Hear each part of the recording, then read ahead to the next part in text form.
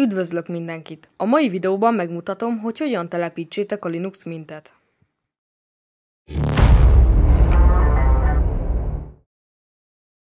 Miután bebootoltunk a telepítő lemezről, betölt a LiveOS, amin kipróbálhatjuk, hogy milyen lesz a Linux Mint telepítés előtt. A telepítéshez az asztalon található Install Linux Mintre kell kattintani, majd a telepítő első lépésével kiválaszthatjuk a nyelvet. A következő lépésre pedig a bal alsó sarokban lévő tovább gombra kattintva ugorhatunk. Ezután ki kell választani a billentyűzet kiosztását, ami általában a nyelv miatt automatikusan beállít. A harmadik lépésben megkérdezi, hogy szeretnénk-e multimédiás kodekeket telepíteni. Ezt a csomagot azoknak érdemes telepíteni, akik sokféle videó és hangformátumot használnak.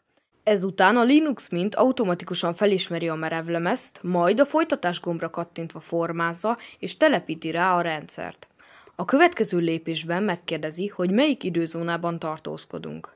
Az utolsó lépésben megkérdezi a nevünket, a gépnevet, a felhasználó nevet és a jelszót. Majd kiválaszthatjuk, hogy kérjen-e jelszót a bejelentkezéshez és titkosítsa-e a saját mappát.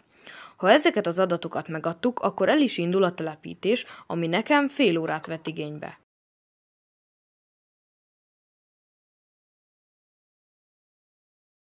Ha végzett a feltelepítéssel, akkor válasszuk ki az újraindítás most opciót. Ezután kéri, hogy távolítsuk el a telepítő médiát, majd nyomjunk egy Entert. Ezután már használhatjuk is a Linux Mintet. Köszönöm, hogy végignézted a videót, ha tetszett, nyomj egy lájkot és iratkozz fel!